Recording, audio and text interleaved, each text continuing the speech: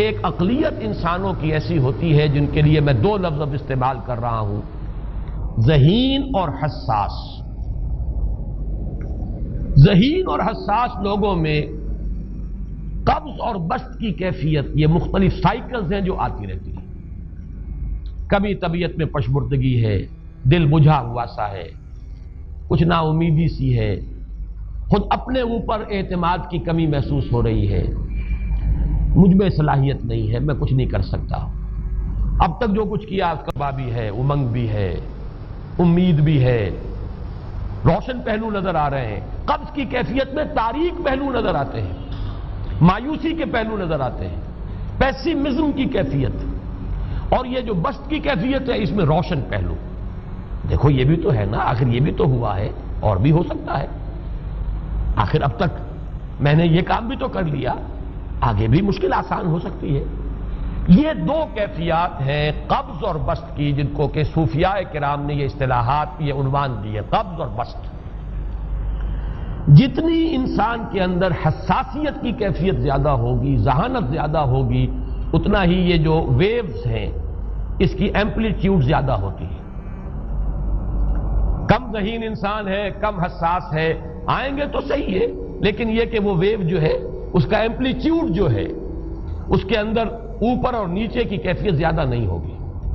لیکن جتنا یہ معاملہ بڑھتا ہے، یہ جو ویو ہے اس کی ایمپلیٹیوڈ بڑھتا چلا جاتا ہے۔ لیکن نارمل انسان کا معاملہ یہ ہے کہ یہ حدود کے اندر رہے، اسی کی ایک کیفیت جو ہے اب نارمل جب ہو جاتا ہے، یہی ہے جو جدید ہماری جو سائیکولوجیکل میڈیسن ہے اس میں اسے مینیکس ڈپریسو سائیکوسس کہا جاتا ہے۔ مایوسی ہوئی تو اتنی ہوئی کہ جیسے کمر ٹوٹ کر رہ گئی، اور اسی ڈپریشن میں ہوتی ہیں خودکشیاں، خودکشی کر جاتا ہے ڈپریشن۔ کچھ روشن پہلو نظر ہی نہیں آ رہا، کوئی امید کا پہلو نظر ہی نہیں آ رہا، کوئی صورت نظر نہیں آتی، کوئی امید بر نہیں آتی، کس طرف جاؤں، کدھر دیکھوں، کسے آواز دوں، اے ہجوم نامرادی دل بہت گھبرائے ہے۔ اور جب آدمی محسوس کرتا I can't face these realities، یہ commits suicide۔ یہ اور جب کیفیت ہوتی ہے انشراح کی تو آدمی خوب بھاگ رہا ہے، دوڑ رہا ہے، امنگ ہے، محنت ہے، دوڑ رہا ہے، امیدیں ہیں، اب ہر چیز کا روشن پہلو نظر آ رہا ہے۔ عجیب ہے یہ۔ اصل میں مجھے کچھ تجربہ بھی ہوا ہے، ہمارے خاندان میں بھی یہ مرض موجود رہا۔ میرے والد مرحوم کافی طویل عرصے اس مینیک ڈپریسو سائیکوسس کے مریض رہے۔ کچھ ہوتا ہے یہ معاملہ، ویسے بھی شاید ہمارا خاندان جو ہے اس کیٹیگری میں آتا ہے جس میں ذہانت نسبتاً کچھ زیادہ ہے، حساسیت بھی نسبتاً کچھ زیادہ ہے۔ یہ دوسری بات ہے کہ کوئی شخص جو ہے یہ فلسفے کے طور پر اختیار کر لے کہ اپنے آپ کو ڈھیٹ بنا لینا ہے، یہ فلسفہ بھی بن سکتا ہے، لیکن یہ ہے کہ اگر آدمی چھوڑ دے اپنی طبیعت کو تو یہ دونوں کیفیات آتی ہیں۔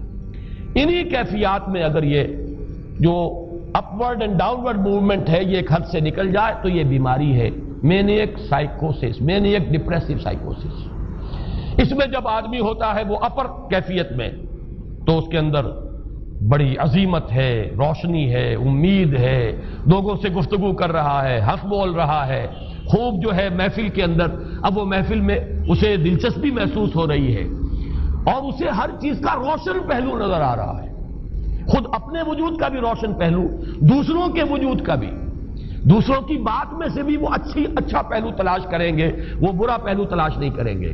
جب دوسری کیفیت ہے ڈپریشن کی، ہر ایک کی بات میں کوئی برائی نظر آئے گی، کوئی اس کی نیت کا فطور ہے، کوئی فساد ہے، کوئی یہ جو ہے بدنیتی کے ساتھ یہ بات کر رہا ہے، کوئی خیر کہیں ہے ہی نہیں، برائی ہی برائی ہے، مایوسی ہی مایوسی ہے، بدلی ہی بدلی۔ یہ ہے در حقیقت وہ کیفیت، اس کو غالب نے بہترین انداز میں تعبیر کیا ہے۔ ذہین اور حساس انسانوں میں ان کی جو ترقی ہے وہ انہی مراحل سے ہو کر گزرتی ہے، اور ہر ڈپریشن کے بعد، ڈپریشن میں اس سینس میں استعمال نہیں کر رہا یعنی بیماری کی حد تک پہنچنے والی ڈپریشن نہیں، صرف قبض کی حد تک پہنچنے والا معاملہ۔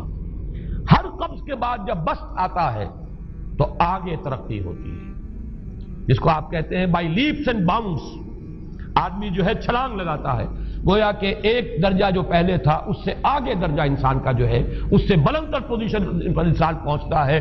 ہر قبض کے بعد جو نیا بست آتا ہے وہ ایک نئی کیفیت، نئی شان، نئی بلندی، نئی رفعت لے کر آتا ہے. اس کو غالب نے تعبیر کیا ہے بہت خوبصورت انداز ہے. رکتی ہے میری طبع تو ہوتی ہے رواں اور، یعنی شاعر بھی کبھی ایسا وقت آتا ہے شعر جو ہے وہ اس پر نازل ہی نہیں ہو رہا، شعر نہیں کہہ پا رہا، طبیعت میں رکاوٹ سی ہے، بندش سی ہو گئی ہے، کوئی کلام موضوع ہو ہی نہیں رہا. لیکن پھر جب یہ کیفیت جو ہے بدلتی ہے اور جب پھر بست کی کیفیت آتی ہے، رکتی ہے میری طبع تو ہوتی ہے رواں اور، پھر اس کے اندر ایک جولانی نئی ایک کیفیت جو ہے انشراح کی، وہ ایک بالکل نئی کیفیت، نئی شان کے ساتھ. یہ ہے وہ معاملہ جو ان آیات مبارکہ کے پس منظر میں ہے.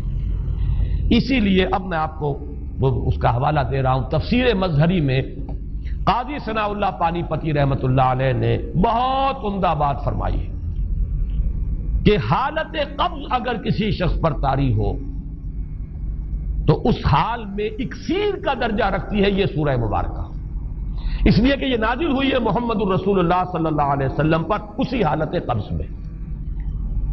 وَالضُّحَىٰ وَاللَّيْلِ إِذَا سَجَىٰ مَا وَدَّعَكَ رَبُّكَ وَمَا قَلَىٰ وَلَلْآخِرَةُ خَيْرٌ لَكَ مِنَ الْأُولَىٰ وَلَسَوْفَ يُعْطِيكَ رَبُّكَ فَتَرْضَىٰ أَلَمْ يَجِدْكَ يَتِيمًا فَآوَىٰ وَوَجَدَكَ ضَالًّا فَهَدَىٰ وَوَجَدَكَ عَائِلًا فَأَغْنَىٰ. یہ تمام آیات اب معلوم ہوگا کہ جیسے موتی پروئے ہوئے.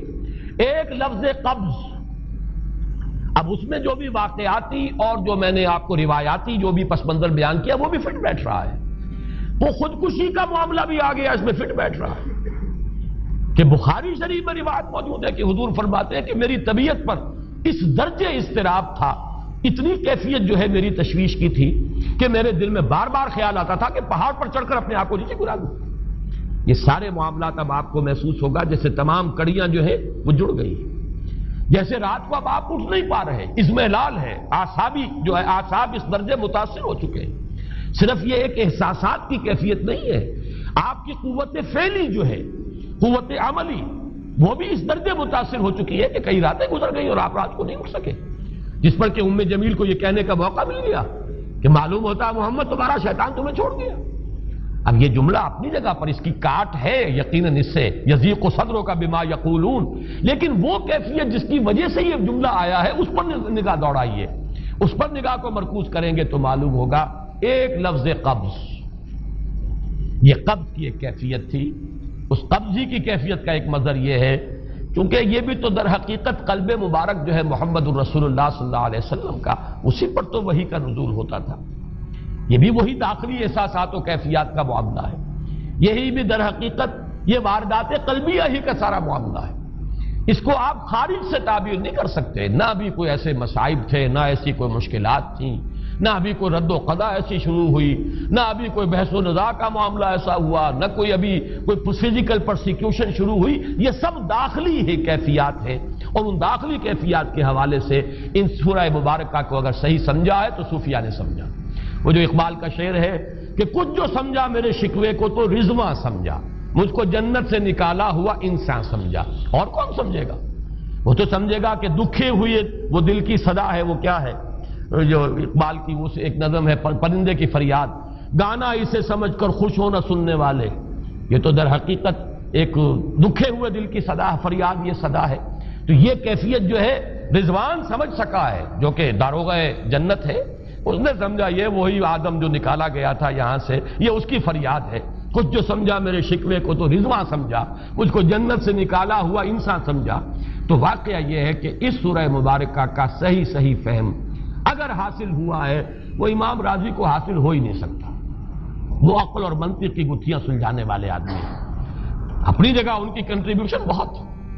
یہ لغت اور ادب کا کوئی خاص مسئلہ اس میں ہے ہی نہیں کہ زمخشری اس میں کوئی جولانی دکھائیں اپنی، اس میں کوئی ایسا اشکال ہے ہی نہیں، نحوی اشکال ہی نہیں. لیکن یہ واردات قلبیہ کا معاملہ ہے، احساسات باطنی کا معاملہ ہے، یہ نفسیات انسانی کا معاملہ ہے. اور اس کو وہی سمجھ سکتے ہیں کہ جو ماہرین علم نفس ہیں، اور وہ ہیں صوفیاء کرام ہمارے ہاں، جن کا وہ ذوق ہے، باطنی کیفیات و احساسات جن کا موضوع ہے کہ یہ در حقیقت حالت قبض کی کیفیت ہے.